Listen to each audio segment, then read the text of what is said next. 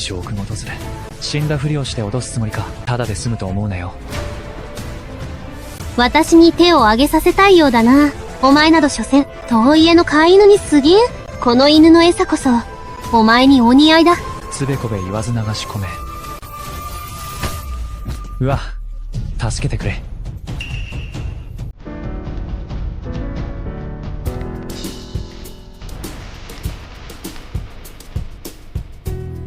おいお前。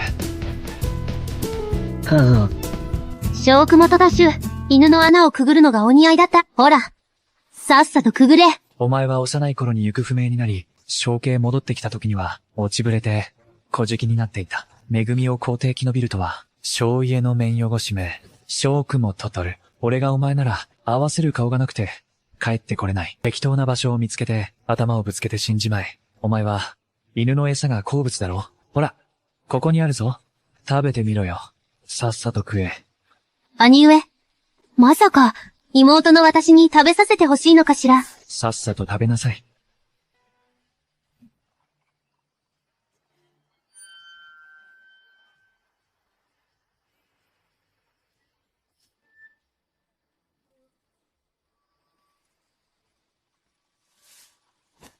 帝のお膝元で、この宝刀を産む息子どもが、民をこれほどまでに侮辱するとは。兵もと、ご即位されたばかりです。賑わう街中で、このようなさじに首を突っ込むべきではありません。陳は鉄血の手腕で共同を退け、朝政を粛清して即位した。だが、国事を司り、民生を救うことに関しては、常に力不足を感じている。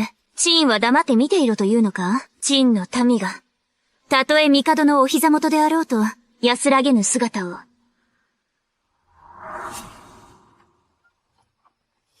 おい、小雲とたる、死んだのか？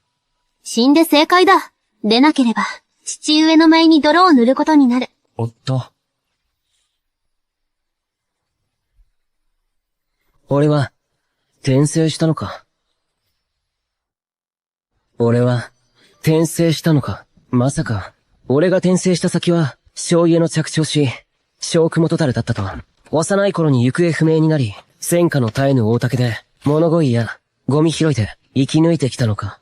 大所3トン、女帝、スモも元王が反乱を平定し、長く続いた。数十年の戦乱に、終止符を打った。それで小雲とたるは、小家へと連れ戻されたのだ。運が向いてきたかと思えば、長年の放浪生活のせいで、田舎者も同然と、家族から疎まれていたわけか。体中が臭くてたまらん。さっさと連れて行け。洗い流してこい。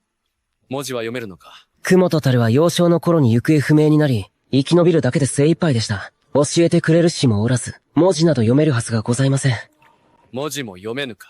だが、口だけは達者のようだな。それはさておき。腕前はどうだ？いえ、武芸の心得はございません。学もなければ、武芸もできぬとは、全くの役立たずだな。構うな。なぜ産んでしまったのか。こんな役立たずの息子を。この汚らしくて臭い男が、私たちの兄だなんて。野良犬以下の分際で、小家の子孫を名乗る資格はない。誰が勝手に食べるのを許した。小池に戻ってからというもの、親に疎まれて、今井にはさげ積まれ、屈辱まみれの日々を送ってきた。もっと力を込めろ。飯を食っていないのか。そうだ。その調子で叩け。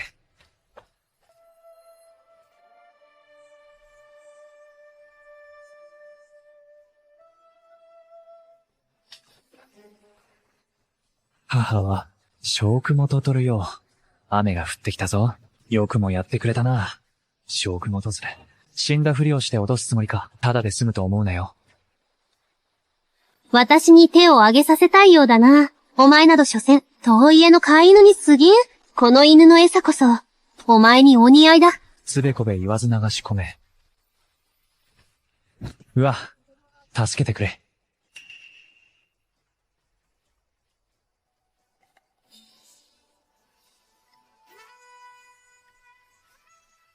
おいお前。母。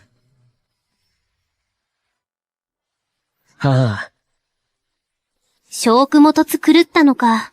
ああ、お前の言う通りだ。私は狂犬なのだろう。どうだ？犬の餌の味はどうだ？兄さん。小雲と強くも妹に犬の餌を食わせたな。今日こそぶち殺してやる。つうえ。兄さん。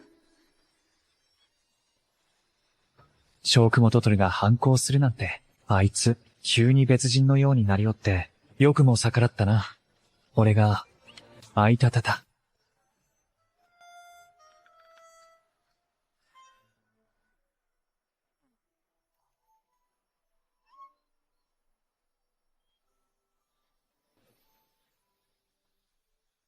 神帝が即位し残党を粛清した、朝廷ハブ官ばかりだ。女王兵元は、すでに広く祭人を募っている。側近としてな、今や、朝廷は人手不足の折、我が将家も、中世の将を示し、兵元の信頼を勝ち取るべきだ。旦那様、ご安心を。文治は文武両道、類稀な才覚の持ち主です。幸縁は、容姿とはいえ、その美貌は国一番。世当たりもうまい。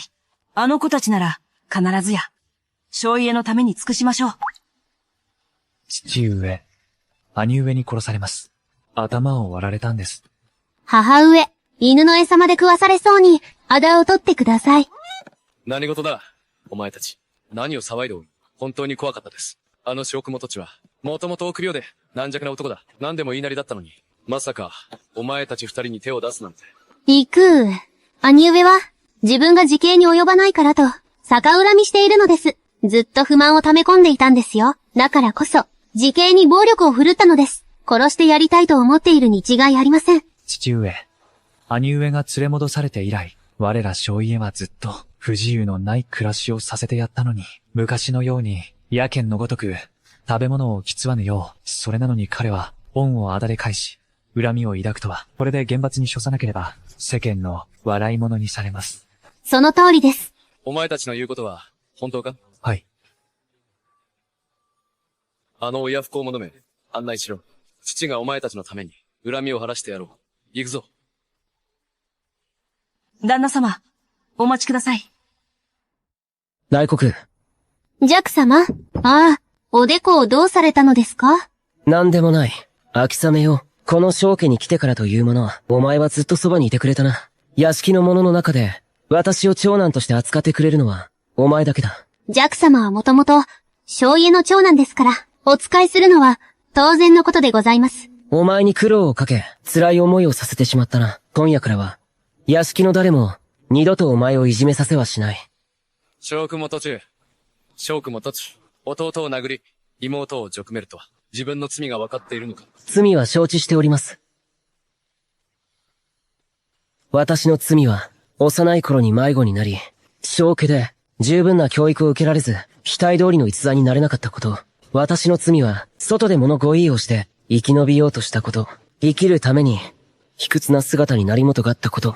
私の罪は、いっそ外で死ぬべきだったのに、こうして、のうのうと生きて戻り、お前たちに恥をかかせたことだ。でたらめを言うな。いつ私が、迷子を罪だと言った。無能が罪だと、生きたいと願うのが罪だとでも。お前が恥知らずにも、犬と飯を奪い合う、卑しい癖を、屋敷に連れ込んだ。戻るだけならまだしも、野良犬まで連れ帰りよって、畜生と同じ飯を食うとは、こうしてみると、貴様もただの野良犬だな。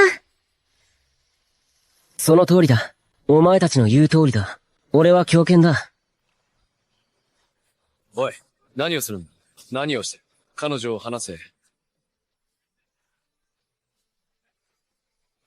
こいつを引き離せ。連れて行け。早く、捕まえろ。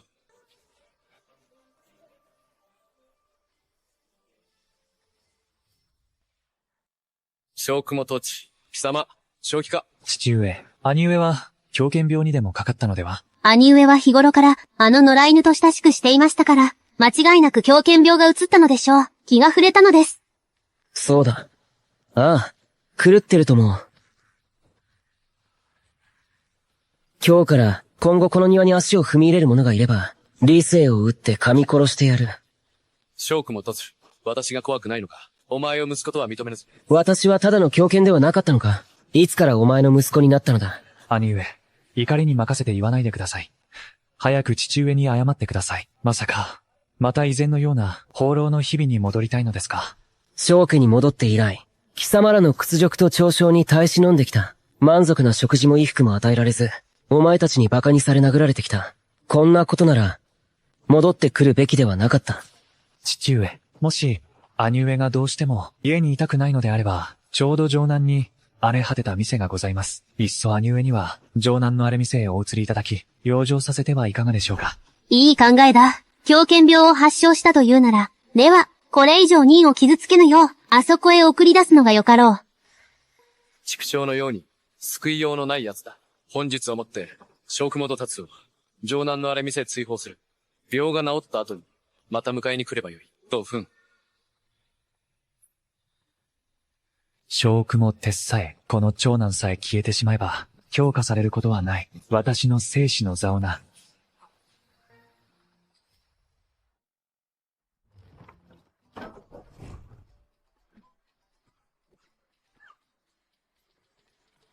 ジャック様、あんな奴らに言われるがまま、追い出されてもいいのですか？醤油で虐げられ続けるより、外に出た方がマシだ。自ら門を立て、新たな活路を乱すのだ。私には到底理解できません。あんた、長年放浪していたのに、せっかく連れ戻されたというのに、旦那様も、奥様も、埋め合わせをするどころか、長年の苦労を、労うことさえしないなんて、そればかりか、あなたを別んで、次男坊様ほど優秀でないからと、私まで、胸が痛みます。ほら、泣かないでくれ。泣いている暇があったら、ここを片付けるのを、手伝ってほしいんだ。俺はここで、店を開く。天元に名を馳せる宿屋をな。ジャック様、お料理ができるのですか？できるどころか、得意トークの得意だ。まあ。さあ、始めるぞ。まずは誇りを払おう。はい。ここへ来る前は、現代でごく普通の小さな店を経営している、引きこもり店主だった。ゲームをして、料理を作り、歴史の本を読むのが日課で、食いつなぐのがやっとだった。大書3点。女王は武士を思う。自分を軽んじている。侍農交渉。商人は最も得来だ。だが、兵変の直後である今は、復興の真っ最中だ。これこそ稼ぎ時というものだ。民役を持てて天となす。ため天客さん。店のないはこれにしよう。ジャック様、字も書けるのですね。元手ではないだろう。よし。これを掲げに行こう。ため天客さんか。これくらいか。そんなところだ。あの男、どこかで見覚えが。この方が見栄えがいいだろう。そのようですね。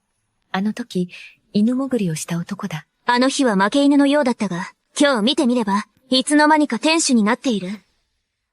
あの日は負け犬のようだったが、強行してみれば、立派な天守ではないか。米過去はいらんかね。作りたての米過去だよ。おばあさん、これはなんだ？いくらだい？米過去だよ。1分で10個だ。1分か。これで20個だな。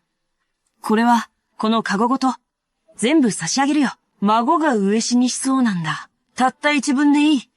1分あれば、あの子にぬか米を買って食わせてやれる。この米過去を食べ続けていたら、一位へともだおれになってしまう。今の都は、どこも米過去の屋台ばかりだ。長引く戦のせいで、さらに、飢饉や洪水が重なり、民衆廃食にこと書き、この農家に頼るしかありませんでした。空腹を満たすために、しかしこの農家には、栄養がなく、消化も非常に悪いのです。食べれば血便が出たり、腸が裂けることも珍しいことではありません。ですが、この農家の他に、一般の民には、他に上をしのぐものは何一つないのです。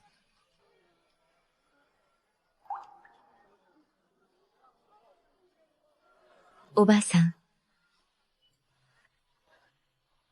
ありがとうございます。ありがとうございます。恩人様、恩人様。ありがとうございます。孫が助かりました。ありがとうございます。恩人様、恩人様。ありがとうございます。これほどまずいものが、民にとっては、唯一の食料だとは。青しく、青しく、どうしたのだ？おい。青しくしっかりしろ。青しく。息をしていません。何を呆然としている。喉を詰まらせたのだ。ハイムリック法を使うんだ。なんだと？そうだ。ここは古代だった。医療が遅れているから、現代の基礎的な応急処置さえ、誰も知らないのか。青しく、どけどくんだ。早く。プラチナ民め、早く彼女を離さぬか、もう生き絶えているのだぞ。まさか彼女を、死してなお辱めるつもりか。邪魔をするな。このままでは、彼女は浮かばれないぞ。無礼者まだ止めぬか。貴様将軍たちだな。白昼堂々不女を辱めるとは、今すぐ父上に報告してやる。青しく。大丈夫か？私は確かに窒息して死んだはず。生き返ったのか。喉に詰まらせて死にかけたんだ。応急処置を施したから、もう大丈夫だ。霊には及ばない。貴様、本当に彼女を救っていたのか？当たり前でしょ。ただの庶民ですよ。私は、まさか、人前でかつめるわけがない。貴様何者だ？なぜこれほどの卓越した医術を心得ている？先ほどは明らかに生き絶えていたのに、死者を蘇らせるとは。彼女は確かに、息をしていなかった。それを生き返らせるとはな。ああ、それは、大したことではない。起死回生の術でもない。これは、まあいい。説明したところで、個人には理解できないだろう。ハイムリック法だ。どういう意味だ？これは先祖代々の秘術だ。深くは聞かないでくれ。命を救っていただいたご恩、よう、決して忘れません。必ずやこのご恩に報い、厚くお返しいたします。大したことじゃない。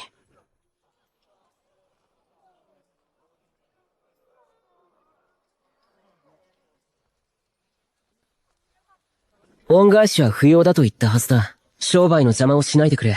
店を開いて商売をしている以上、客を拒む道理はないでしょう。母は、お嬢さん方、何にいたしましょう。ええ。ここの看板料理を一通り出してください。承知しました。お座りください。秋雨、お茶を。はい。ただいま。お二人とも、召し上がれ。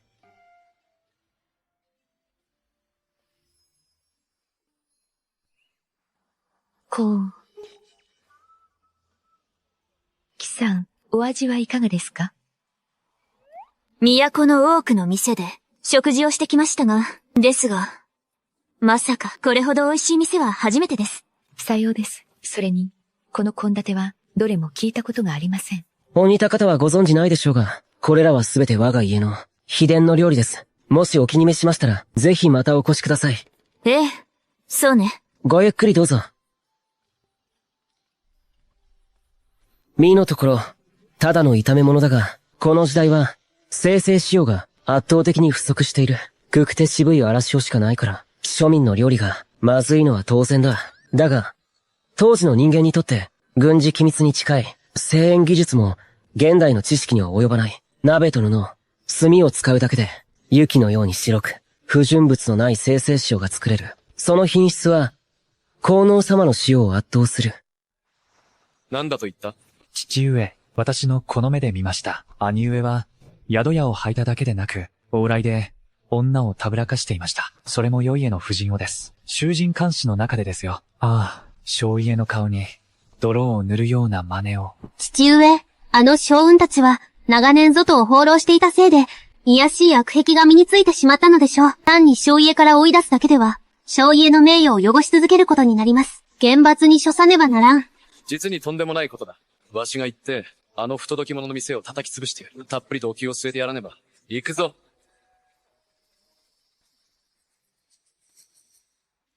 あんたはあいつの店の者か？それとも、嫁か？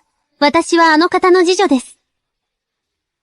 お前の主人が、まさか若旦那だったとはな。若旦那だというのに、なぜこんな場所で、ため天客さんなどを空いている？小雲突、犬の穴を潜るのがお似合いだろう？さっさと潜れ。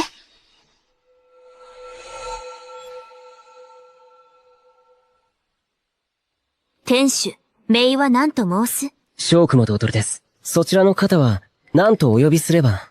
聖伯と申します。こちらは親友の、陽殿です。我々は共に商人の娘でして、最近は商売も厳しく、それで、気晴らしに出歩いているのです。確かに近頃は商売も大変でしょう。選定が崩御し、女帝が即位されましたから、至るところで混乱が続いています。まあ、ご安心を、この数年を耐え抜けば、その先には良き日々が待っています。歴史の教科書にも書いてありました。あと数年もすれば、神武元局女帝が、大竹王朝を導き、徳竹の治を築き上げます。国力は空前の隆盛を極め、道端の者合意でさえ、誰もが裕福で、純人様になるのです。ほう？本当にそう思っているのか？ですが、今の民は、確かに長く苦しみすぎました。そろそろよい。いくらしをさせてやりたいものです。俺の言ったことが本当かどうか、いずれわかる時が来ますよ。おした方。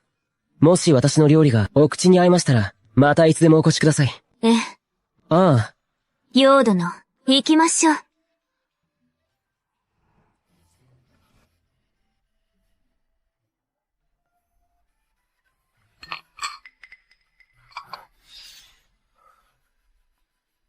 おや。さっきのお二方の忘れ物かな。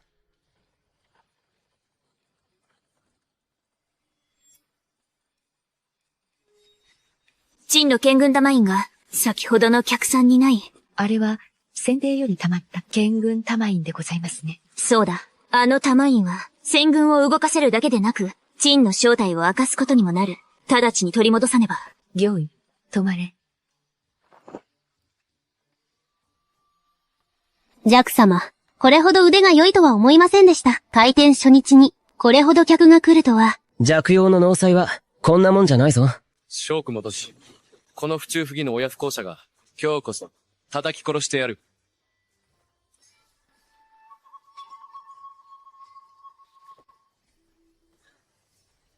まず奥の部屋に入れ。出てくるな。嫌です。もし奴らが棒邪魔に手を出すなら、私がお守りします。小雲突、お前は白昼堂々、道端で良いへの浮上を軸めただけでなく、今度は自分の腰元と慣れ合っているとは、お前のような男は、小家の名に泥を塗る恥さらした。父として今日こそ、厳しくしつけ直して、肉が裂けるほど、叩き直さねば、この父の、職務怠慢というものに。長年、父親失格だったくせに、今更一応前な口を聞くな。貴様、それが父親に対する、口の聞き方か。さっさと来て、鞭を受けろ。お前は灰元に対し、殴るかの知るかしかしない。皆、表面上はお前を恐れているが、裏では呪い殺そうとしている。だから、お前の目には、私と秋雨が、卑しい仲にしか見えないのだろう。思いもよらないだろうが、この世には、秋雨のような中心もいるのだ。良いへの指示をからかった云々など、全くの作り話だ。罪を着せるための口実なら、いくらでもある。父上、私はこの目で、確かに見ました。小雲土地は、言い逃れをしているだけです。もし都の者たちに知られれば、小家にこのような、放蕩息子がいると、しつけもせずに放置しているとなれば、早晩、我が家の名声、鉢に落ちます。万一、兵元の耳にいれば、我が小家の出世の道は閉ざされるでしょう。この親不孝者が、この鞭を受けろ。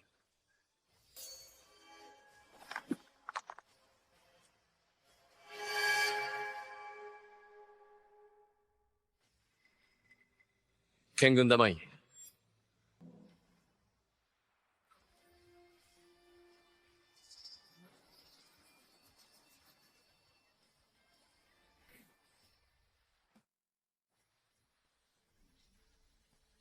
これは一体、何の真似だ？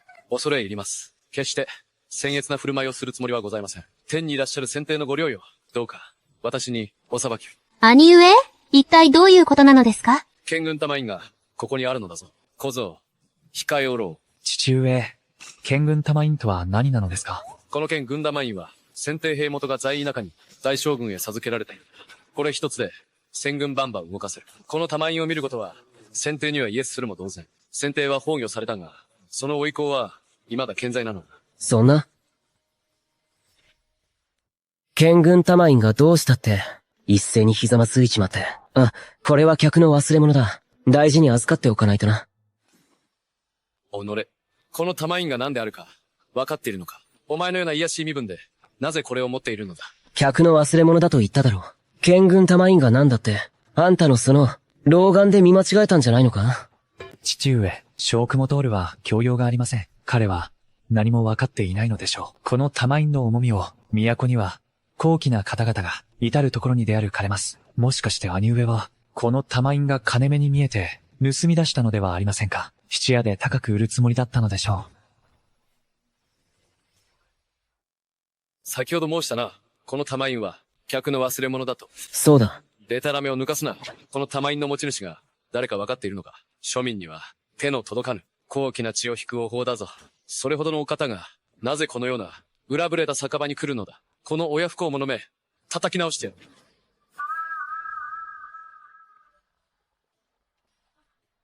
たかが、質の良い玉じゃないか。そんなに大層なものなのか。黙れ。叩き殺してやる。父上、痛い。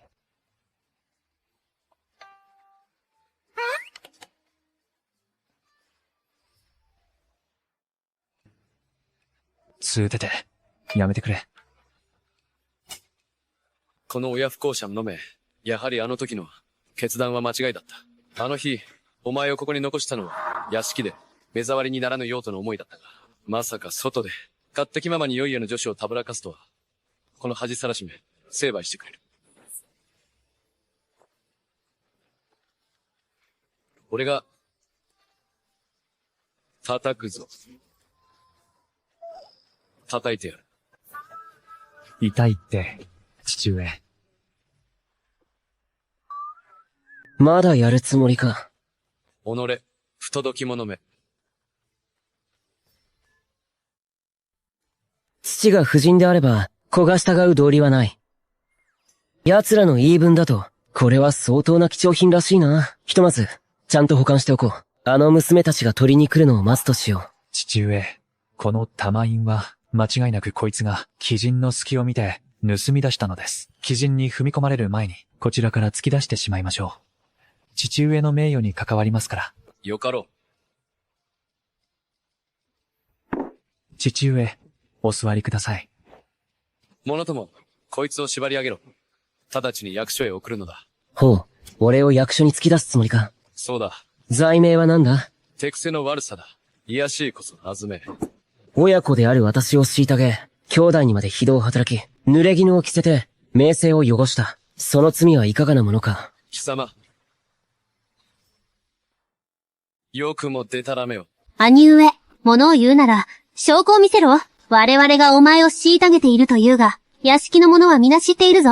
お前が宝刀の限りを尽くし、庄家を混乱に陥れたのだ。それを逆恨みして我々を陥れるとは。ならば、お前たちが口を開けば語る。不女暴行や盗みを働いたという、その言われなきおめえについて、証拠はあるのか？その手にある、玉印が証拠だ。今の貴様の卑しい身分で、盗みでもしなければ、玉印など手に入るはずがない。あくまで認めぬというなら、大岡へ引き出され、厳しい拷問を受ければ、ただでは済まぬぞ。いっそ、重大滑稽にかけて、この証拠元津を、跡形もなく、廃人にしてやる。そうなれば、誰にも強化されることはない。私の生死の座はな。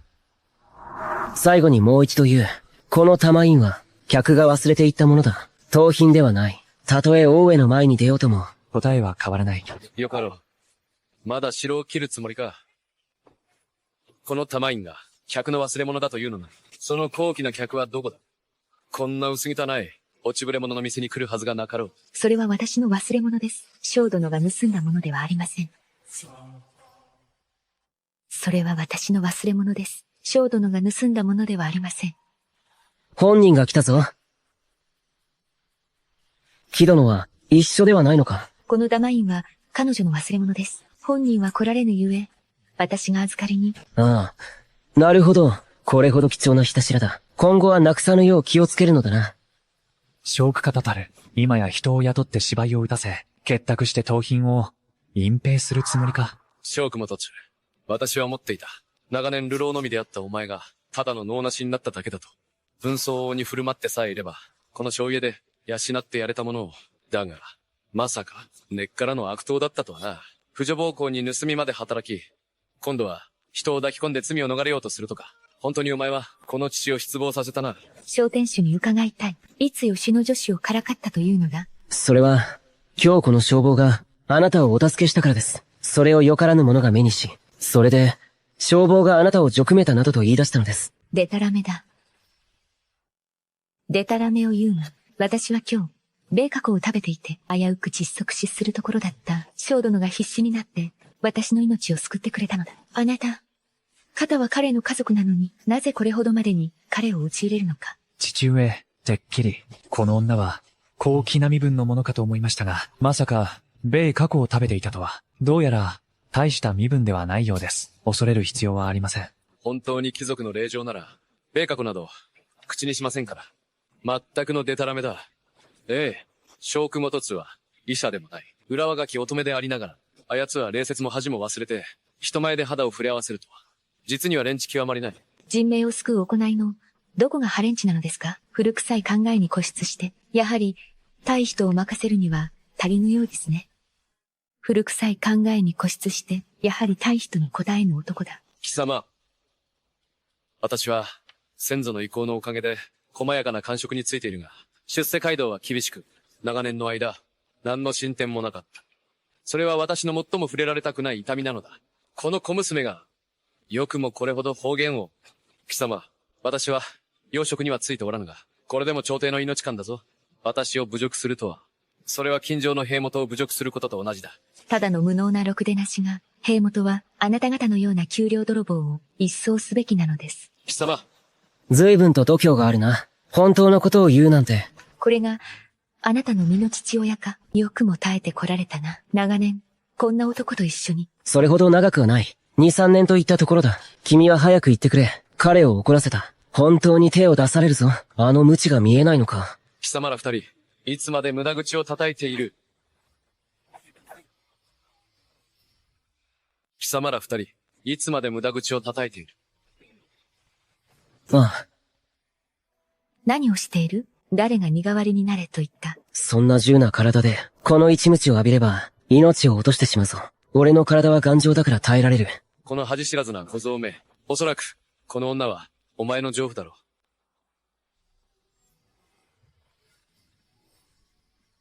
う。どういうことだ？素手で鞭を掴むとは、なかなかやるな。痛い、父上。ああ、父上。お嬢さん。いや、女今日。なかなかの腕前だ。そんなに強いなら早く言ってくれ。さっきの、鞭を代わりに受けるんじゃなかった。痛い思いをして損したぜ。この大胆不敵な癖者め。よくも朝廷の命感を殴ったな。父上が親切にも会いに来てくださったのに、恩をあだで返すとは、それだけでも許しがたいが、その上、情婦まで連れて、徒党を組んで人を傷つけるとは、分かっているのか。お前たちのしたことが、役所に知れ渡れば、命はないと思え。おい、さっきは、俺が彼女を職めたといい。今度は情婦だというのか。一体俺に、どんな罪を着せたいんだ。話を統一してから、濡れ衣を着せてくれ。まだしらばっくれる気か。お前とこの毒婦が、父上を傷つけたのは、紛れもない事実だ。息子よ。父上、あの毒婦にやられた。黙れ。薄汚い元衆どもが。貴様。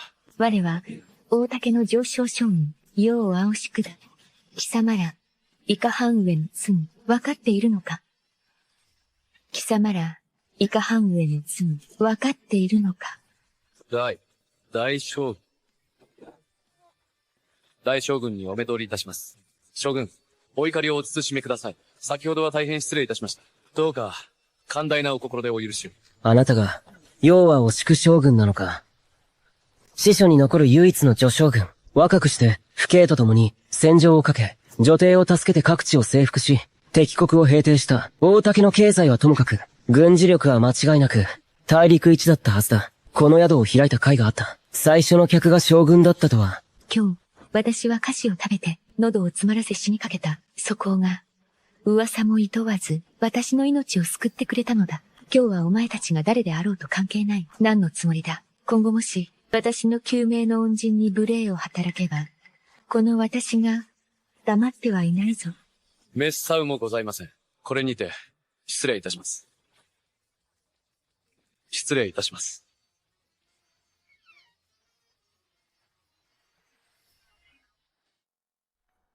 幼将軍。先ほどは助けていただき、感謝します。構わぬ。今日は、私も救われたのだから。今日のことは、すべて見ていた。そなたは身の息子で、身の兄だろう。なぜあのような仕打ちを。話せば長くなります。幼い頃に生き別れになり。ですから、家族の上などないのです。兵もと、この世に、どうしてこれほど情の水泳があるのでしょう。長年行方不明だった息子をようやく見つけ出したというのに、慈しむどころか、償いもしようとせず、あんなに虐げるとは。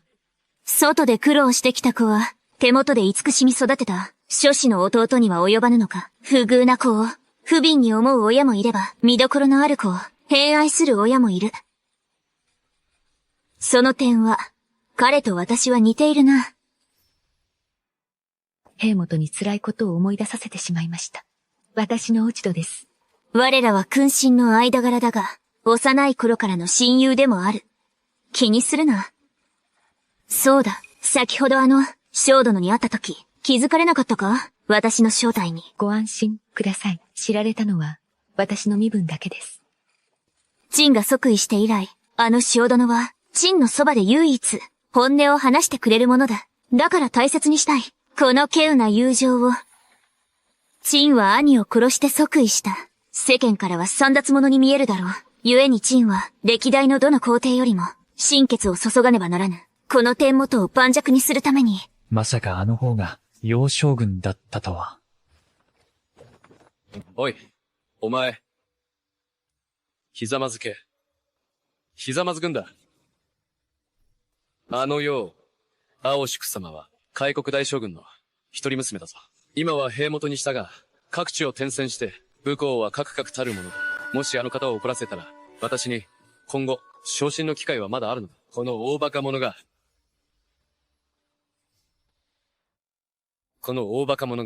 小雲凸は外に出た途端、女遊びにうつつを抜かすとは、まったく、ひどすぎる。旦那様、一体どうされたのですか？落ち着いて話してください。それにお前もだ。今のあいつの様を見てみろ。お前が甘やかすからだ。学業に励みもせず、兄を陥れることばかり考えおって、この庄家もいずれ滅びるぞ。この小僧の手によってな。腹立たしい。旦那様。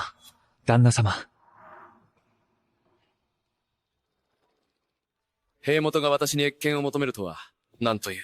長年生きてきたが、こんなことは初めてだ。まったく、お前という奴は。トゥン、早く立ちなさい。ああ、まったくもう。父上は、最近ますます兄上ばかりひいきする。僕だって、良かれと思ってやったのに、兄上が、庄家の名を汚すのを案じただけだ。少し勘違いしただけではないか。いい子ね。わかっているわ。わざとではないと。お前は何も悪くないわ。すべては小雲凸のせいよ。本当に分別のない子だわ。兄上の方こそ、いつも僕に突っかかってくる。必ず、小雲とたるを完全に戸から追い出してやる。この世から消してやる。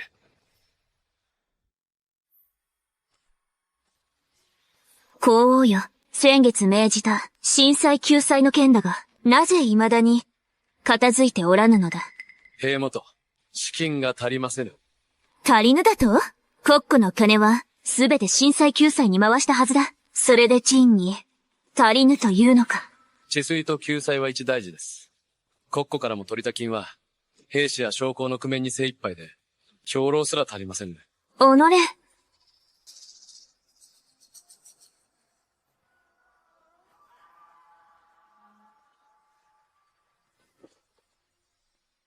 では公祝の考えでは、いかがすべきか？兵元が即位されて以来、戦が絶えず、国庫は常に空の状態。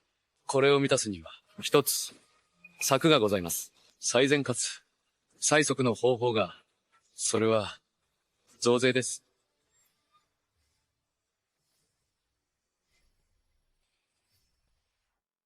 安親王の申すことも一理ある。だが、連年の戦により、民は、とっくに途端の苦しみに全員でおります。増税を受け入れる余力など、どこにありましょうか？数年にわたる戦の末にようやく手にしたのです。我が大竹の平和を、民が税を納めるのは、彼らの義務でございます。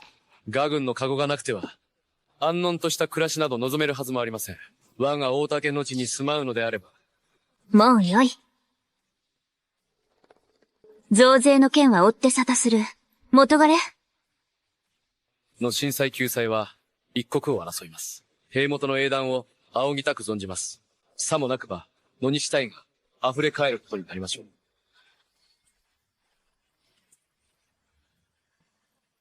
平元、安親王は先帝の唯一のご兄弟。先帝がおわした頃も、彼には、並々ならぬ寛容さで接しておられました。それゆえ、勝手気ままに振る舞うのが常となっております。どうかお気になさらず。奴はうぬぼれておるのだ。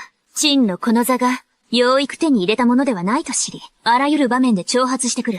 今にも、陳にとって変わらんとする勢いだ。平元、小殿がお見えになりました。どうせ。は。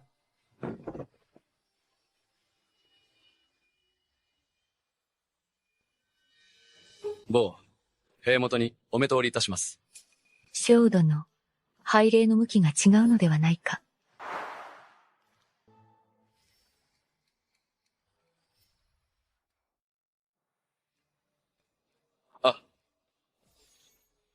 恐れ入ります。棒の不徳の致すところでございます。もしや、幼将軍が平元に何か申し上げたのでしょうか。まさか、過去の過ちを追求されるのでは。よい。今日そなたを呼んだのは、霊部少書の色に飽きが出たからだ。そなた、何か考えはあるか？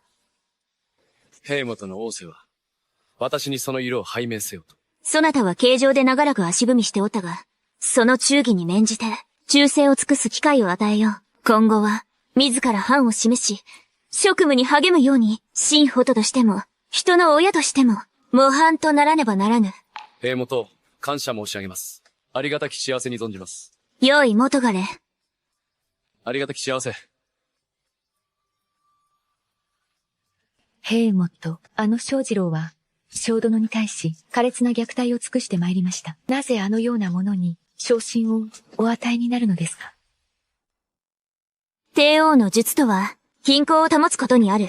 陳と手、即刻罷免して、聖句官の無念を晴らしてやりたい。だが、奴は聖句元津の身の父親だ。いずれ聖句元津落ちを徴用する際、頼れる父族がおる方が、はるかに良い。一人では支えきれぬこともあるゆえ。なるほどな。だが陳は、奴に釘を刺すことしかできぬ。奴が愚かでないのなら、必ず気づくはずだ。今後どのような態度で、聖句元津に接すべきかをな。平元、昼食の用意が整いました。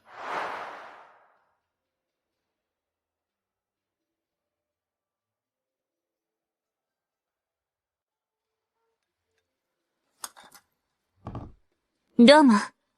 お前坊の腕が落ちたように感じる。これらの料理は、何かが物足りぬのだ。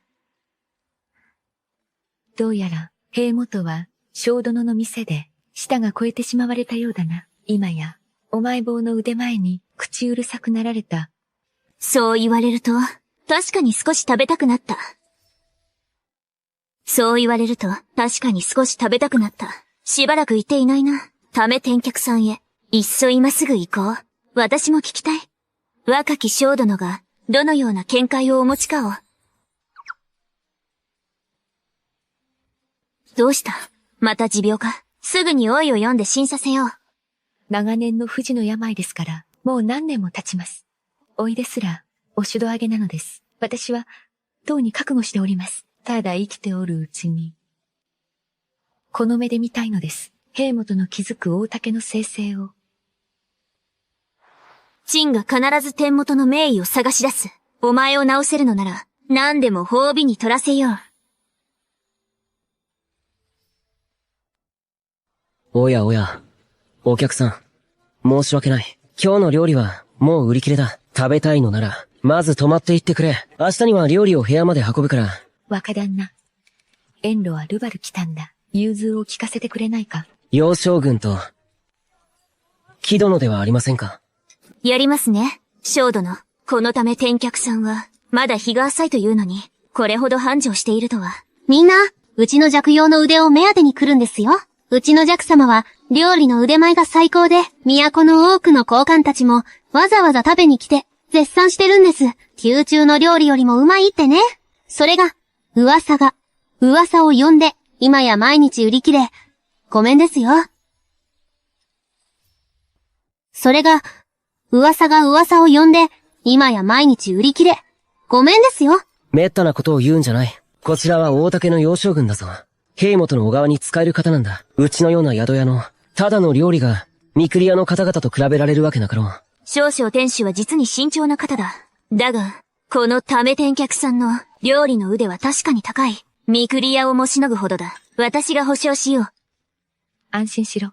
塀元の前で告げ口などしない。楊将軍、感謝いたします。おい、秋雨、早くしろ。試作した新メニューをお二人に味見していただくんだ。はい、ただいま、貴様、楊将軍、こちらへどうぞ。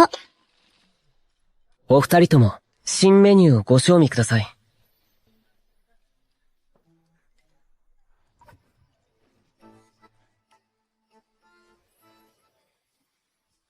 この味、やはり他とは一線を画している。旨味と香りが濃厚で、実に美味しい。繁盛しているのも納得だ。少々、店主、一体どんな秘策があるのだ。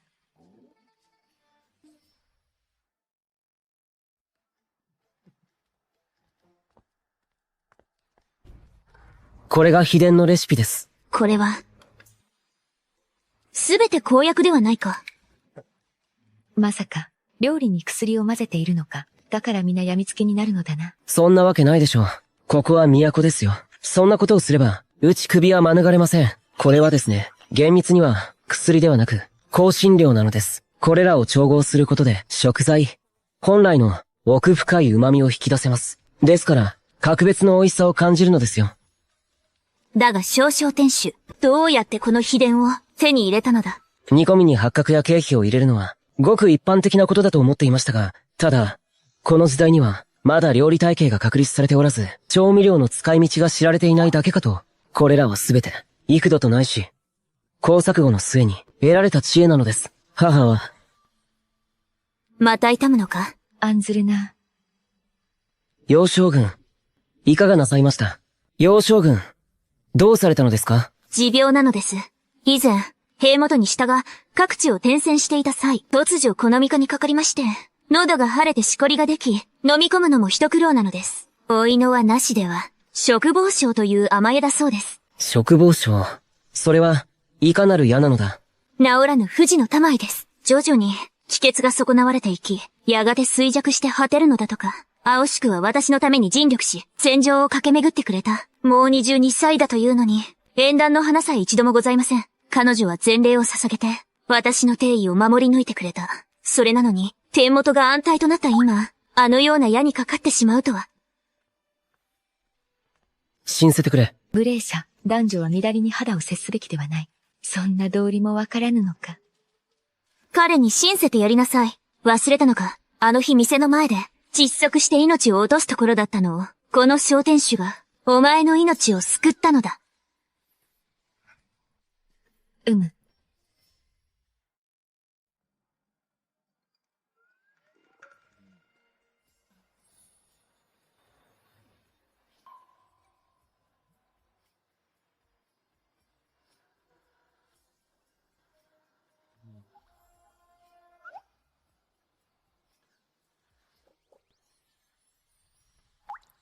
まあ、座ってくれ。この食房症は大したことはない。食房症か、不治の大敗ではない。楊将軍、俺の言う通りに、処方を守れば、時が経てば、必ず完治する。それは誠か。だが多いわ。これを食房症だと言った。大竹全土で、この山にかかって、完治した者は一人もおらぬ。小店主、気休めはむようだ。この病を得たからには、死はもはや、時間の問題なのだ。どう説明したものか、いわゆる食房症は、後の世で、網のところ、ただの羊毛と欠乏症なんだ。俗に言う大首屋のことだよ。はっきり言えば、塩を多めに取ればいいだけだ。後で、塩を一袋分けてやる。戻ったら厨房の者に、今後、俺の渡す塩を使って料理させるんだ。一血も経てば、容体はかなり良くなるはずだ。この不治の病が、塩を多く取るだけで良くなると。もし良くならなければ、1ヶ月後に、また文句を言いに来ればいい。商店主。巷の酒場では、料理はどれも、薄味で、塩を加えても、大抵はくくて喉を通らぬ。酒の魚にするのがやっとだ。だのに、お前の出す料理には、そのような組が一切ない。本当のことを言うべきか。この生成塩の製法は、現代人にとっては、造作もないことだが、古代においては、とてつもない技術なんだ。しかも手間も費用もかかる。皇族や貴族しか口にできん。それでも逸は知れている。身を言うと、これはな、すべて先祖代々の秘術なのだ。私からは、どうしてもしかせぬ事情がありまして、元手に話せば、ご先祖様に罰を当てられてしまいます。ですが、お二人がご所望であれば、いつでも私にお申し付けください。いくらでも差し上げますよ。ショークも凸。なかなか食えぬ男だ。小家との仲は冷え切っているというのに、イエデンの技など、どこから手に入れたのだ。だが、これほど慎重なのは悪くない。ルイマレなる宝を身に宿していれば、必ず嫌だ。レカに狙われるものだ。はあ。木殿、どうされました？父が本日参来したのですが、兵元にひどく叱責されたのです。税収の問題が原因だとかで、兵元は委託分害されたそうです。母は、滅多なことで調整を論じてはなりませんぞ。小天守。それが何だというの？ここにいるのは我ら三人だけ？誰かに密告されるとでも言うのですか？木殿のコール通りだ。この小さな酒場であれば、たとえ、今の兵元を奪ったとしても、どうということはない。これ。小天守。あなたもあの方々と同じなのですか？あの古臭い考えの連中のように、女子が調整を語るべきではないと？家で刺繍だけしていろというのですか？いや、私はそんなこと言っていませんよ。変な言いがかりをつけないでください。我々の目の前には、こうして立派な女将軍がおられるのに、そんな不敬なことを口が裂けても言えませんよ。ならば聞かせて。今の税制をどうすべきだと思う？では、試験を少しばかり述べましょう。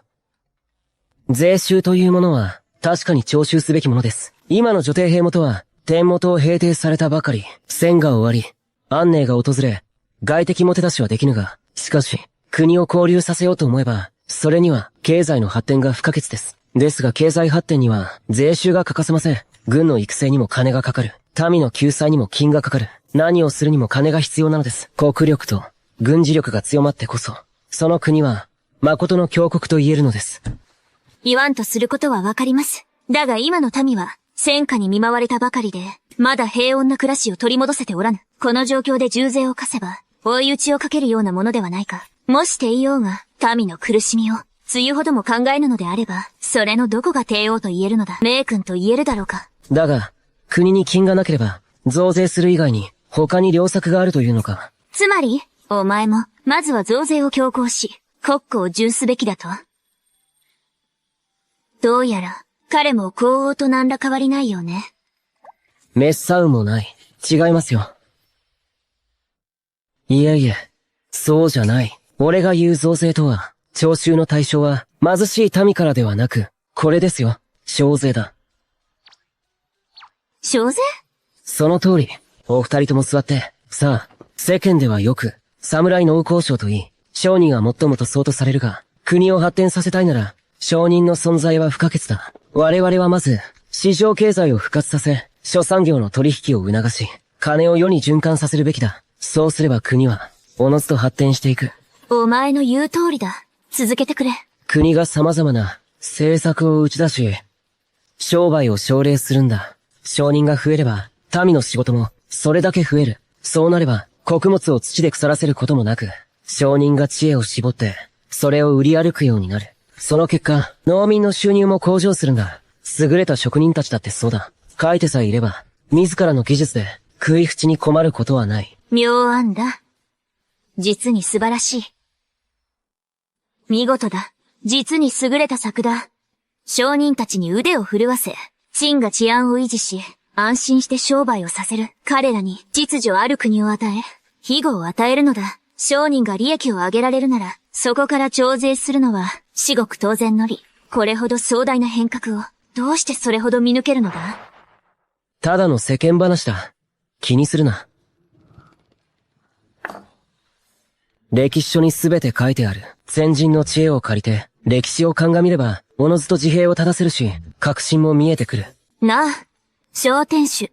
だが今の皇帝が、民を安住させたとしても、だが彼女は所詮、正当な手段で位についたわけではない。木殿、そのような滅さうもないことを。なぜ言えぬのだ。今の女将は、身の兄を包め、位を奪った散奪者だ。洗脳を脅し、無理やり上位させたのだ。皆、口に出せぬだけ。心底では誰もがそう思っている。秋雨、準備はどうだ？整いました。ジャック様。ショー殿、どこへ行くつもりだ？答えが知りたいのであれば、私についてこなさい。皆の者、炊き出しだ。一人ずつ順番に並んでくれ。皆の分はあるからな。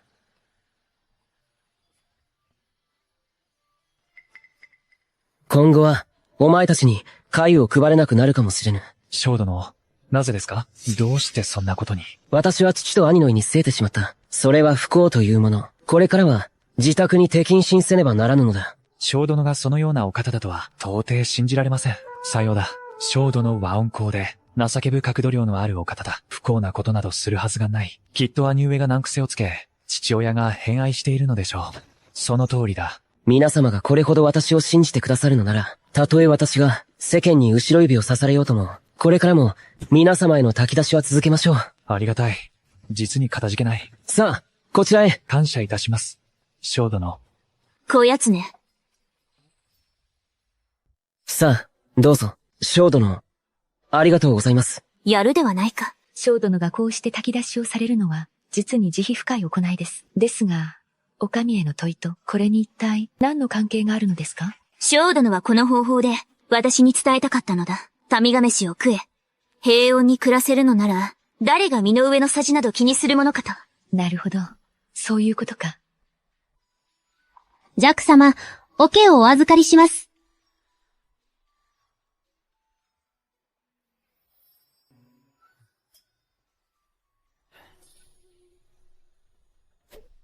将軍の手を煩わせるわけにはいきません。なぜだ？私の手拭いが不服か？いや、それは、将軍にそのようなことはさせられません。なんだ？私の手拭いが嫌だというのか？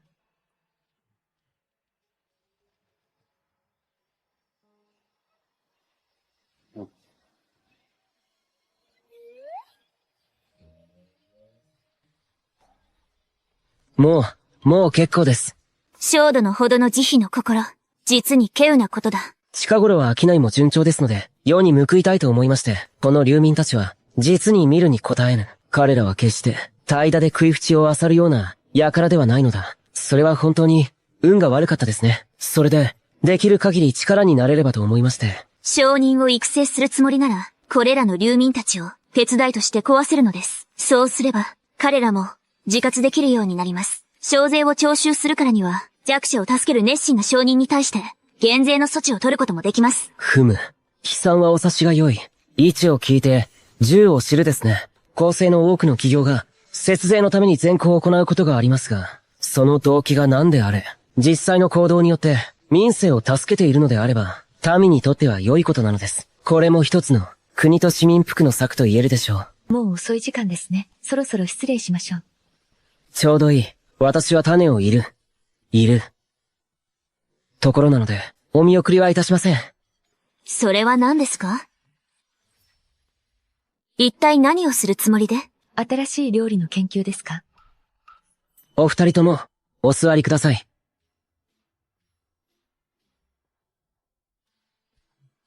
これは、米花の種です。安くて育て。安く、収穫量も多い。ですが、問題がありまして、この米花は非常に不味。その上、栄養価も低いのです。実用的な価値はほとんどありません。せいぜい上をしのぐ程度です。餓死寸前の状況でもない限り、誰も好んで、こんなものを食べようとは思いません。あの日、私もこの米花を食べて死にかけたのですから。確かに、これはひどい味ですね。想像もしたくありません。これほど多くの民が、空薬わずで、米花を口にせねばならぬとは。しかし、私の研究によれば、この米花が、これほど濃くてまずいのは、すべてはこの、種の中の水分が、多すぎるせいなのです。その上、この今日の、湿潤な気候が、さらに追い打ちをかけています。ですが、もし、種まきの前に、わずかに取り除ければ、この種の中の水分を、そうすれば、来年実るのは、このような立派なとうまいになるはずです。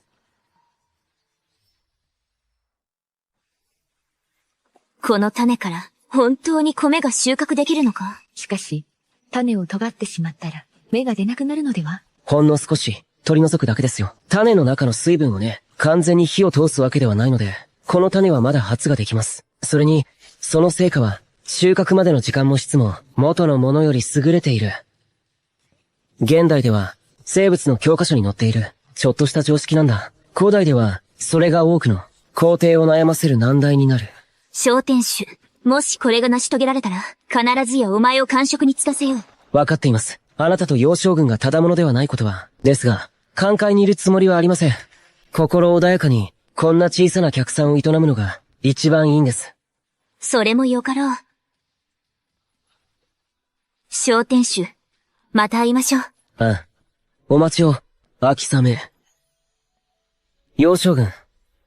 私の言ったことを忘れないで、この塩を使えば、あなたの愛が自然と良くなります。参りましょう。ええ。感謝する。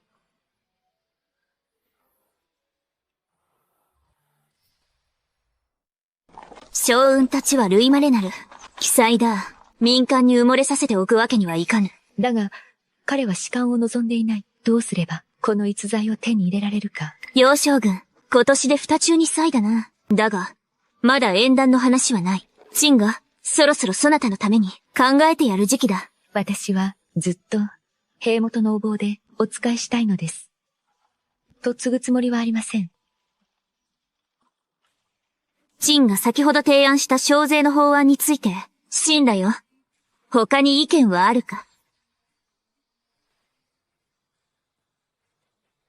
兵元、なぜ、秦の以前の進言通りに、農家から直接徴税なさらぬのですか？災害救助は下級の要件。遠回りをして、時間を浪費すべきではありません。それでは焼け石に、水です。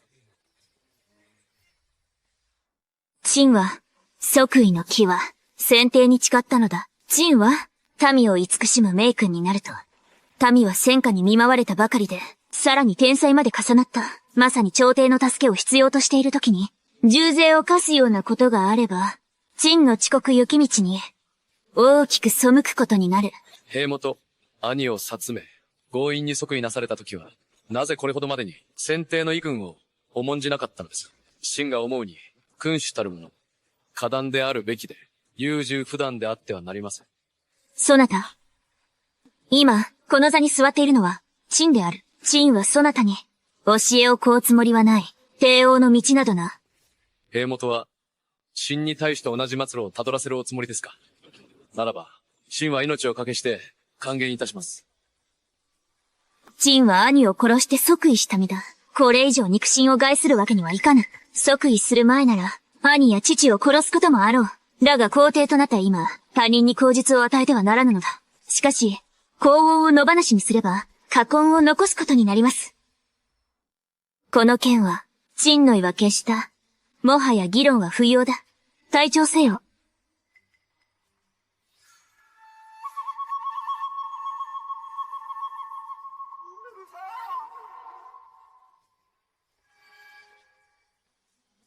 皇后と正次郎はいつから通じていたのだ。聞きを読んだところによれば、皇后は正次郎の次男の義父だそうです。そのような関係が。では皇后は、なぜ今まで一度も、正次郎を引き立てなかったのだ？以前は、所詮は三品の生役人でしたから。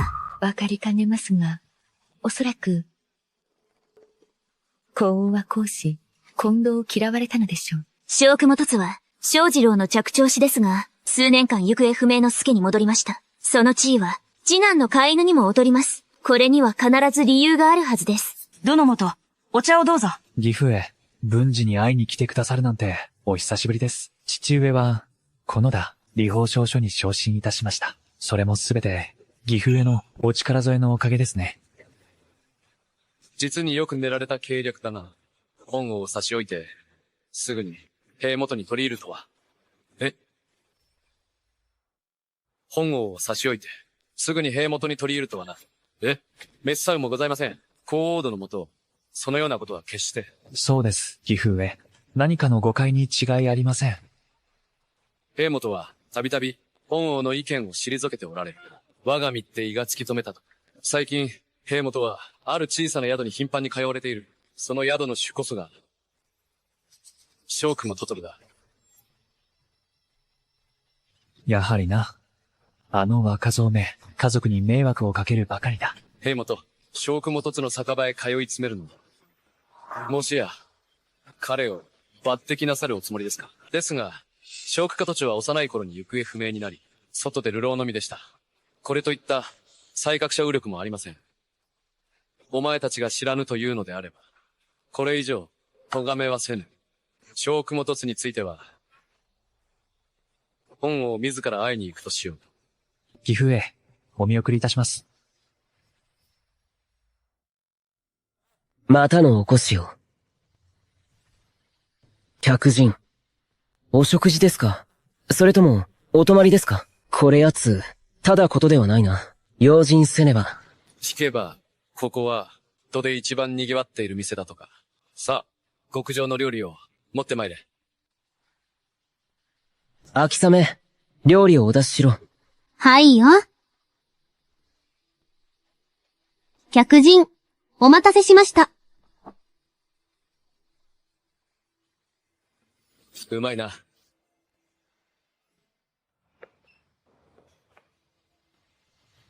客人、お味はいかがですか？これほど不潔で、口にできぬ代物を、よくも売り物にしたな。客を何だと思って、接客しているのだ。お気に召さないのであれば、この食事の代金は結構です。いかがですか？同業者か、それとも食い逃げの言いがかりか、前の店をやっていた時も、こういう奴は吐いて捨てるほどいた。古今を問わず、文明や制度が違えど、違いはあるが、人間の本性は変わらぬらしい。どこにでもクズはいるものだ。味もさることながら、この看板だ。ため、天客。歪小な宿の分際で、天を語るとは、兵元への反逆心でもあるのか？貴様のような不届き者は、引きずり出して切り首すべきだ。ため天とは、民枠を持てて、となすという意味だ。言いがかりなら、とっととお引き取り願おうか。茶番に付き合っている暇はない。この娘、なかなかの器量よしだな。よし、値をつけろ。この娘を俺に売れ。そうすれば、看板を壊すのはやめてやろう。これ以上しつこくから無なら、容赦はせんぞ。ほう、見てみたいものだ。動揺者しないというのか。役人を呼ぶか。この店で、今すぐにでも、この女を、なぶり殺しにできるんだぞ。役人でも何でも、呼ぶがいい。奴が俺の指一本にでも、触れられるか試してみろ。奴らにはできまいが、俺ならできる。奴らにはできなくとも、俺がやってやる。俺を、殴ったのだ。俺を誰だと。者どもかかれ。やめろ。岐阜へ、岐阜へ。小雲凸、とんでもないことをしてくれたな。誰を殴ったか分かっているのか。こちらは、高王殿の元だ。金城兵元の叔父上に、あらせられるぞ。この私は、公祝であるぞ。撃ち殺してやるわ。岐阜へ。私はただ、あやつに、いくつか助言をしただけだ。兵元、兵元、どうか岐阜へのために、公平な裁きを。岐阜へは、皇族の重鎮であらせられます。それを小区カトルは、路上で大出したのです。天理に戻る諸行です。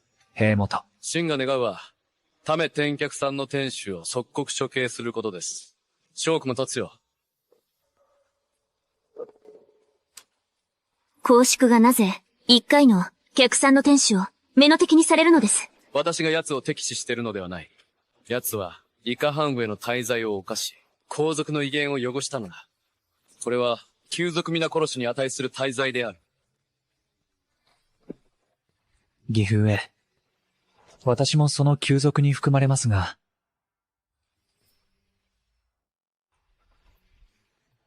岐阜へ。私も、旧族の一員なのです。だが、私は、慈悲深いゆえ、他の者を連座させるつもりはない。ただ、奴一人を処刑すればよい。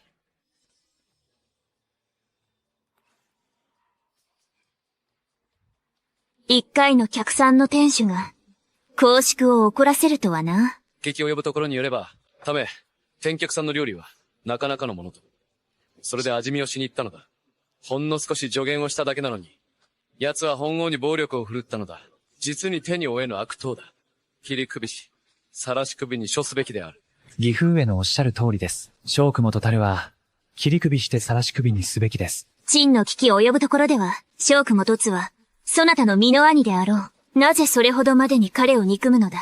兵元、お聞きください。小雲土地は、幼い頃に行方不明となり、物心ついた時から、流民や物乞いと共に育ちました。その根性はすでに、卑俗で汚れきっております。父が情けをかけなければ、我が小家の門を、地ごすことさえ、許されぬ男なのです。小モテスさえ完全に消えてくれれば、私の地位を、強化す者はいなくなる。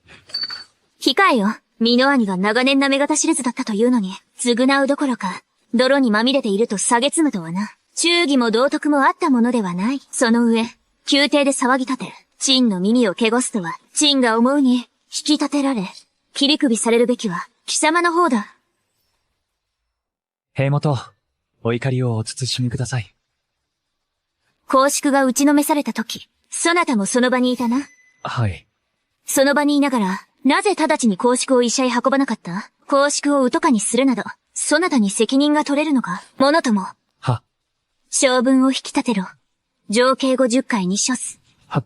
兵元、お命じを、お助けください。義風へ。公祝、そう焦りますな。陳も、おじ上のために、面目を立てているのです。どうやら兵元は、何としても小雲凸を守るおつもりのよう。この手は通じぬか。もはや独断で動くしかなかろう。ゆっくり、ゆっくり。ジャク様。はい。ジャク様、お怪我はありませんか？すべては私のせいで。大丈夫だ。ピンピンしてるぞ。あのローバンドムの力は弱くてな。マッサージのようだった。ローバンの力が弱いだなんて、小天使と来たら、あんなに悲鳴を上げて。幼将軍、助けていただき、感謝します。このご恩、一生忘れません。構わぬ、貴殿には二度も救われた。今日の葉、その恩返しだと思ってくれ。二度とはどういうことですか？先日教わった方法を試してから、私のこの食防症が明らかに良くなってきたのだ。あの日、兵元が老いを剣話してくださったが、彼らも驚愕していたぞ。皆、会いたがっている。神糸名高い、貴殿にな。ああ、そうだ。幼将軍、なぜ私が高温に捕まったと分かったのですか？私は、小天守。ひどい目に遭っていませんか？公務があるゆえ、これで失礼する。それにしても、皆さんの情報は、どうしてこうも耳が早いんだ。秋雨、お前は先に休んでいろ。はい、ジャク様。おお、ちょうどいいところに、飲んでみてくれ。私が自分で背負った酒だ。いいわね。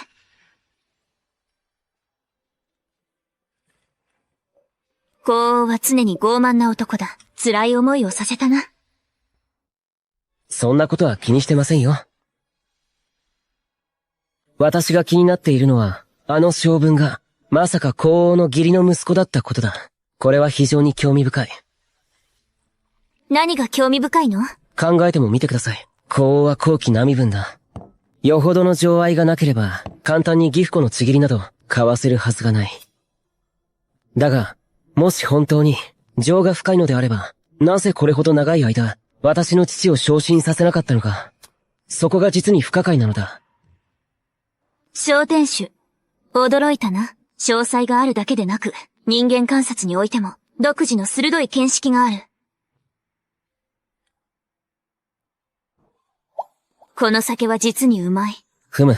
生まれてこの方、これほど口当たりの良い焼けは初めてだ。小天使の作る品に、外れなし、だな。現代の至って、シンプルなアルコール生成技術も、古代においては、まさに魔法同然だな。だが惜しいことに、つてがないのだ。もし観光庁への販路が明け、この酒の名を、天元に轟かせることができれば、自信がある。世界中で売ってみせる。そうなれば、我が国のみならず、異国の者までが、私の醸した美酒を味わうことになる。なんと素晴らしいことか。小天守。お前につてはなくとも、私にはある。お前につてはなくとも、私にはある。あんたにどんなつてがあるんだ？あの幼将軍は武漢だ。商いに這うとい。今の兵元にしても、茂田家系分の風潮があり、商人など目にもくれまい。それは乱世だったからだ。必然的に兵力の増強が最優先された。だが今は太平の世だ。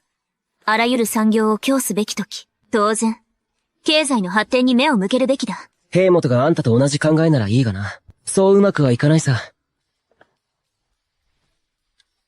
私が兵元を説得して、お前と手を組ませ、この酒を国公に認定させたなら、受けてくれるか？本当にそうなれば、陳賀作を講じ、小久も多々を交渉に据えよう。そうなれば、小税以外にも、国庫にはさらなる、莫大な富が転がり込む。陳は、大金持ちになれるぞ。そりゃ願ってもない話だ。そうなれば、俺たちの酒も、軍が護衛してくれる。恐れる必要もなくなる。道中で山賊に襲われる心配もな。それに、国外への輸出も思いのままだ。だが、その皇帝兵元が、あんたの言うことを聞くのか？私が保証してやろう。では、秦も、お先に失礼して一杯。乾杯。さあさあ、それにしても、君は案外、女帝としての風格があるな。そうだろう。さあさあ、お目が高い。我が女帝に乾杯。いいか。この酒は、私の先祖伝来の秘伝なんだ。他には真似できん。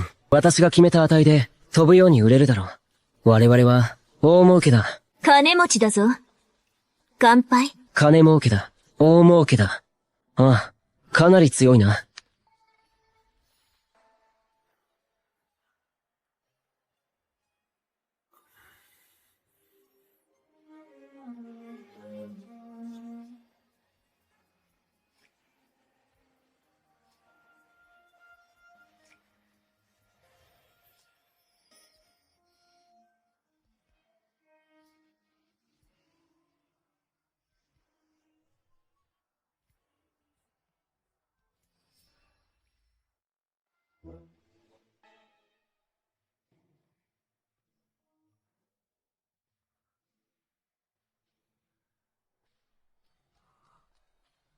酒は判断を狂わせるな。ジャック様、秋雨、なぜ泣いているんだ？いつかジャック様が妻を迎えられたら、私は追い出されてしまうのですか？そんなわけないだろう。君さえ良ければ、一生ずっと、私のそばにいればいい。ジャック様が、私を疎まない限り、私はこの一生を、弱用についていきます。兵元、軍から兵を出し、街道を警備せよ。我が大竹の商人が通る際は、道中を護衛するのだ。素晴らしい。そうなれば、大竹の良き品々が各地へ広まることでしょうむ。もうすぐ秋だな。まだかがいるのか。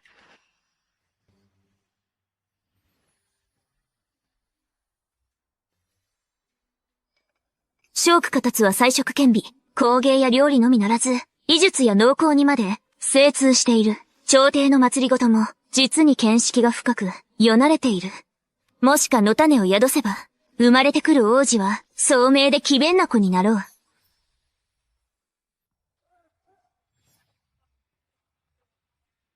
義父上、どうか、私の無念を晴らしてください。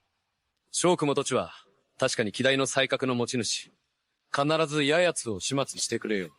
惜しいことに、彼には致命的な弱点がある。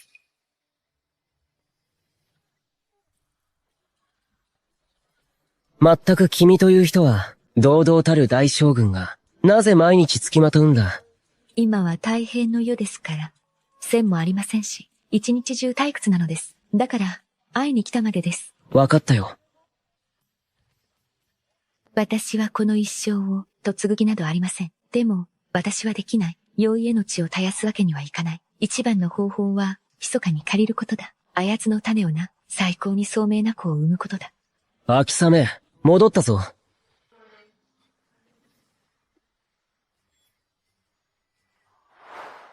秋雨。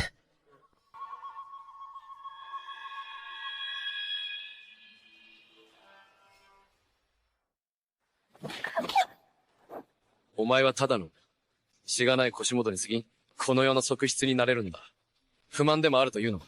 私、秋雨は、生涯、弱用に捧げた身。死んでも、あなたに身を許したりしません。こう、ぶち殺してやる。この世が、貴様が来ぬかと案じておったぞ。確かに貴様は逸材だ。だが、一点だけ、あまりに情に流されすぎる。毒な君は、丈夫にあらず、というようにな。貴様が案じるもの、守ろうとするものが多すぎるのだ。故に大技はなせぬ。ものとも。やれ。でたらめを言うな。身近なものさえ、守れぬ男が、そんな奴が、大技などなせるとは思わん。ジャック様。普段はいい加減に見えるが、いざという時のこの度胸。翔君と取る。やはり私の見込み通りだ。こやつらは皆、一等一の手だれだ。今日、ここへ来たからには、生きて帰れると思うな。皇后、この将軍の目の前で、狼藉を働くつもりか？余波選定の実定であるぞ。しがない将軍ごときが、世に、何ができるというのだ。貴様。やれ。皇帝兵元のおなり。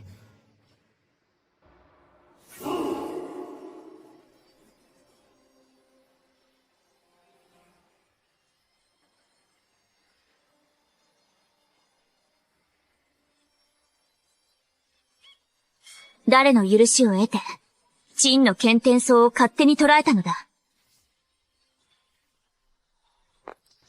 なんだと？彼女が女帝だったのか。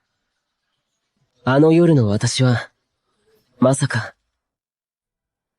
叔父上、許しもなく、陳の新元を勝手に拘束するとは、よほど陳を、侮っているようだな。剣天草という住職について、なぜ今まで、兵元から伺っていなかったのか。ただの市政の若造が、なぜ兵元の知遇を得られたのか。今、こうして命じたのだ。小雲と乙、陳の剣天草として、そなたには、この世の誰にも膝を腐ぬ特権を授ける。さらには、陳に代わって、万民を裁く資格も与えよう。俺、そんなにすごいのか？それなら俺は、生きる商法封建じゃないか。この玉院の重要性は、お前も分かっているはずだ。今、陳はお前にこれを託す。願わくは、陳を失望させないでくれ。願わくは、陳を失望させないでくれ。剣軍の玉院、なぜあのような若造に渡すのですか？承服いたしかねます。陳ら、剣天草にお目にかかります。これがそんなに効力があるとは。ではありがたく頂戴しよう。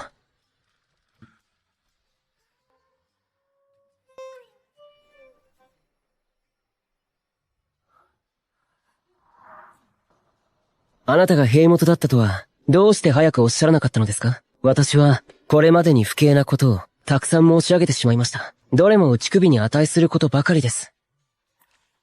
小天使よ。お前のそのような、かしこまった姿を見たくなかった。だから正体を隠していたのだ。お前は陳の剣天草だ。万人の上に立つ身だ。陳たちの中だ。これまで通りでよい。陳に対して、言いたいことは何でも申せ。あなたがそう言ったんですよ。安心してください。これから美味しいものが食べたくなったら、ため転脚おこしください。他のことはともかく、うまいものなら、いくらでも用意しますよ。よし。見てごらん。小天守がまた支店を出したぞ。初めて、ため転客来た時は、まだ小さな酒場だったのに、今や都で、随一の首脳だ。それだけじゃないぞ。小天守は、今や兵元の長身、泣く子も黙る剣天草だ。万人の上に立つ御方だぞ。彼の酒は、地の果てまで売れておる。まさに我が国の国庫を支えているんだ。権力と富というが、小天守こそ、古今無双の大商人にして貴人だ。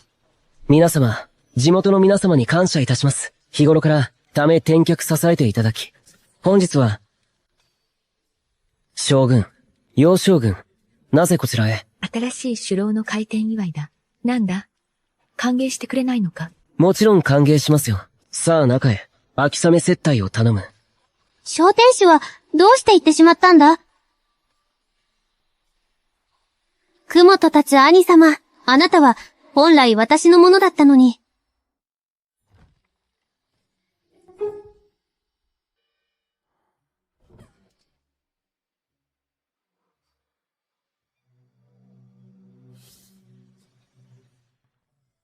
秋雨、言ったはずだ。俺が何もしないとでも。小雪園。なぜここに来た？お兄様、雪縁が悪うございました。やめろ。俺の経験上、これは色仕掛けだな。そんなはずはない。倫理に反するだろう。君は、俺の身の妹じゃないのか？お兄様、忘れてしまったのですか？私たちはいとこ同士です。幼い頃から婚約していました。あなたが行方不明になり、婚約が解消されただけです。その後、私の家が没落し、おばさまが私を不憫に思い、養子に迎えてくれたのです。元の姓はこうだったのですよ。身の妹じゃなく、10枚だったのか。妹であることに変わりはないんだから、小細工はやめろ。昔の人はいとここんなんて、普通なんだろうけど、俺は現代人なんだ。三親等いないじゃないか。無理無理。お兄様、私が間違っていました。でも、あれはすべて、将軍だけに様に、そそのかされたのです。どうか、雪縁を許してください。もう首の顔は見たくない。今すぐ戻れ。正家へ帰るんだ。これからは、俺たちは赤の他人だ。お兄様。行け。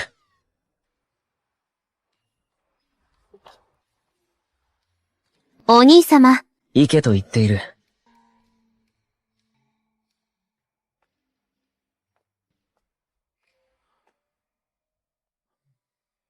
帰れと言ったはずだが。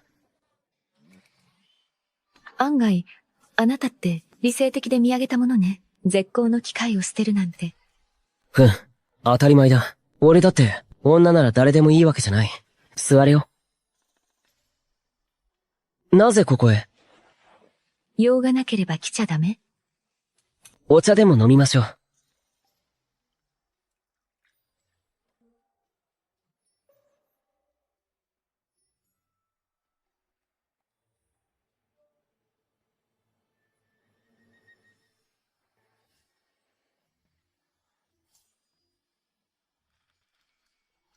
何かがおかしい。体が熱すぎる。しまった。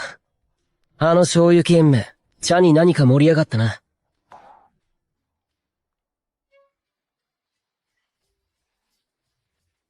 大丈夫？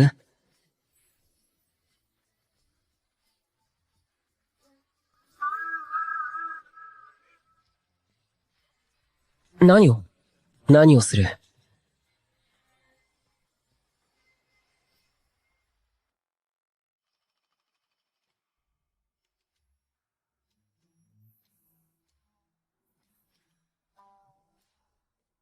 どいつもこいつも勝手だな。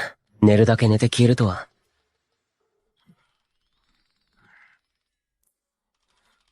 ジャック様。ん？あの方たちが許されるなら、私、秋雨もお願いしたいのです。身分など望みません。ただ末永く小川にいて、着用にお仕えしたいのです。秋雨、何度も言っただろう。追い出したりはしないと。なぜそんなに不安なのだ。ジャック様、私を知ってくださったのなら、秋雨は、もう不安ではありません。私は、また一人増えたのか。こんな朝早くからちっとも休めはしない。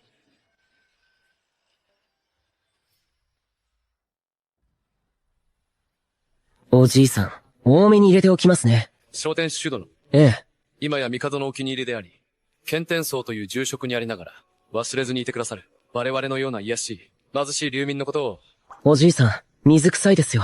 わかっています。店を始めたばかりの頃、皆さんが追い払ってくれましたね。大勢のならず者たちを皆さんに助けられたからこそ、今度は私が皆さんを助ける番です。それは、こちらが助けられすぎたのですよ。我々がしたことなど、到底返しきれるものではありません。ありがとうございます。善人には必ず報いがある。足りなければ、おかわりしてください。経済を積極的に発展させ、多くの雇用を創出したが、どうしても一部の高齢者は、肉体労働に従事できず、そのために彼らは、未だに救済糧食に頼るしかない。何か策を考えねば、新たに創設しよう。この時代における敬老院を、老いを老いとして、老を老として、人の老に及ぼし、幼を幼として、人の幼に及ぼすのだ。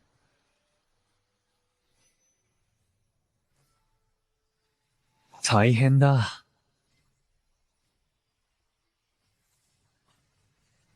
粥に毒が入っている。おじいさん、今すぐ医者を呼んでくる。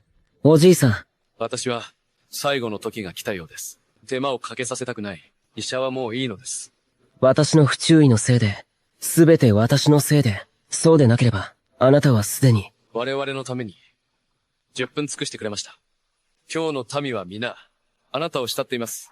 あなたがいなければ、わしは、とっくの昔に、死んでいたでしょう。1年間、ずっと皆を見てきた。もうすぐ、皆に家を与えられたのに、おじいさん、しっかりしてください。気を確かに。もう、10分です。ジャック様。おじいさん。ジャック様。大変です。ジャック様。ジャック様。どうした？将軍から知らせが届きました。あなたの試験太が大成功を収め、米花の育ちも、素晴らしいとのことです。米にも引けを取らない。ただ、なんだと？ただ、堤防が決壊し、お前の試験太を押し流したのだ。こらを。義父上、本当にこれでよろしいのですか？堤防の決壊など、もし、私の仕業だと知れれば、内首の獄門は、免れません。私がついている。何を恐れることがある。先帝は私に、面子にガネパイを授けてくださったのだ。たとえスモモ元王が来ようとも、私には一目置かざるを得まい。流民どもに毒を盛るくらい、造作もないことだが。ですが、堤防を壊せば、多くの民が、住処を追われることになります。小雲とつる一人を消すために、その代償は、少々大きすぎませんか？あの小雲とちは、希代の奇才だ。奴を仕留めるには、非常手段が必要なのだ。このままでは、スモモ元王に、行為を盤石なものにされてしまう。我らは、危うい策を講じるしかないのだ。さもなくば、この大竹に、私の居場所などなくなる。しかし、この手は、あまりに危険すぎませんか？何を案じている？奴がスモモ元王に訴え出たところで、スモモ元王とて、私には手出しできぬ。まさか、奴が私を殺せるとでも思っているのか？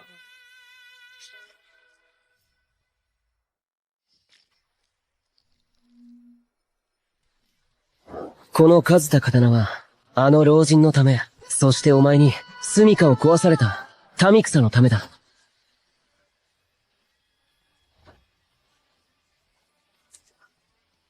貴様、己、誰か、人が殺されるぞ。死角だ。出会え。出会え。待ちなさい。やめるのよ。彼はあなたの身の弟なのよ。あなたも、実に滑稽な御人だ。他人の子を長年育てておきながら、自分の身の子には、目もくれぬとはな。どういう意味だ？思わなかったか？あの二人が、実によく似ているとは、親王ともあろうお方が、へりもゆかりもない、将軍をなぜ、義理の息子にしたと思う？それに、気づかなかったか？私の慈悲深き母上が、皇王に対して、異常なほど従順で、恭順であることを。それに、気づかなかったか？私の慈悲深き、母上が、皇王に対して、異常なほど従順で恭順であることを。どうなさいました？どの元？誰か早く、王様を救ってください。この女、どけ。失せろ。この性分め、一体誰の種なのだ？旦那様、お前、すべて知っていたのか？全部本当だったのか？すべて真実なのか？すべて本当のことなのか？この女め。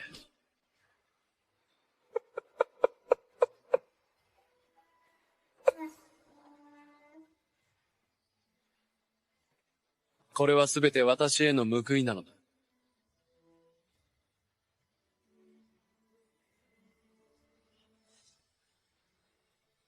小雲とつる。お前はもう終わりだ。親王殺しは死罪に値する。たとえ剣天僧であろうとも、兵元でも、お前を救えはしない。どうせ内首の刑になるのだ。一人殺そうが二人殺そうが。どうでもいい。将軍。腰抜け目。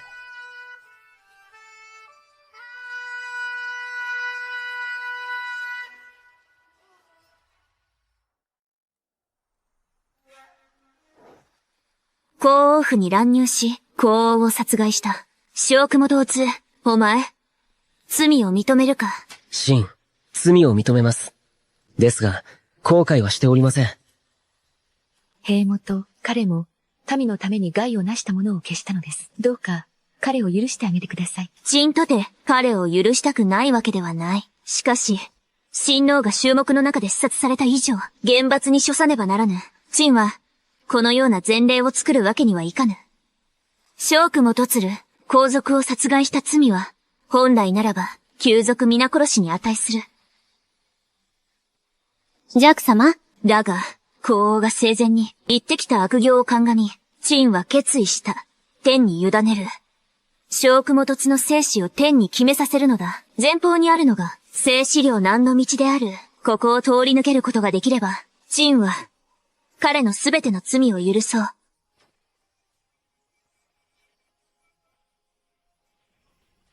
しかし古来より、生きて通り抜けられた者は、一人もいないはずです。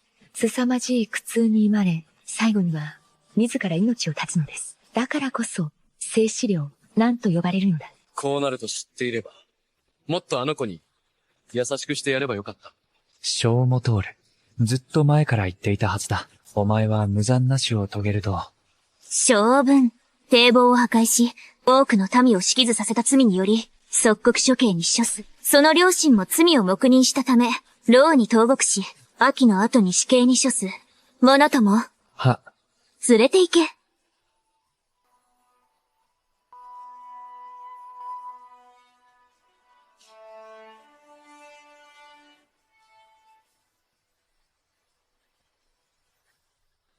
自分がやったことだ。罪は認める。所詮は死ぬだけのことだ。やったからには、認めよう。せいぜい死ぬだけのことだ。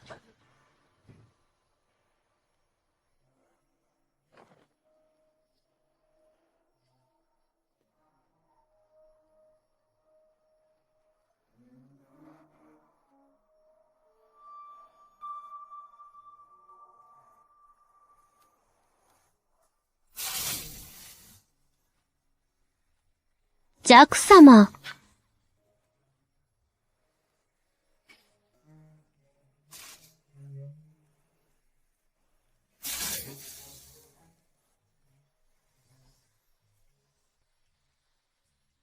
楊将軍。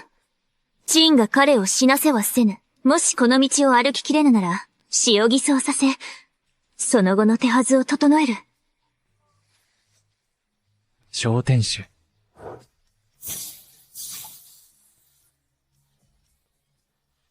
何をする？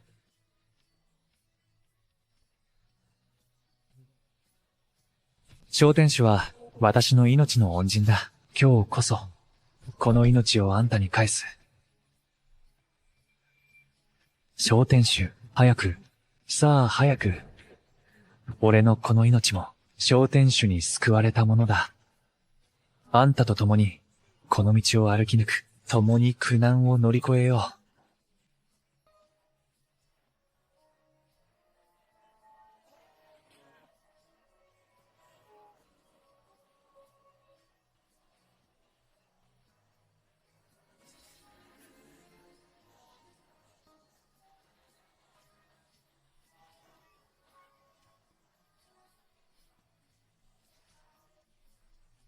人が歩き通すのを初めて見た。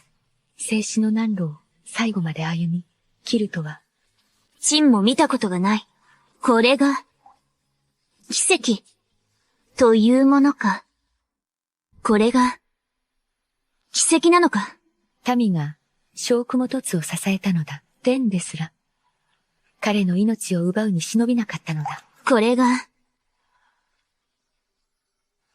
民心の向かうところか。陳は宣言する。小公もトルは歩み切った。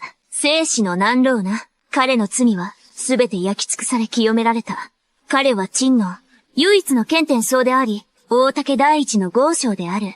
これより先、彼にまみえるは、陳にまみえるも同然である。おう。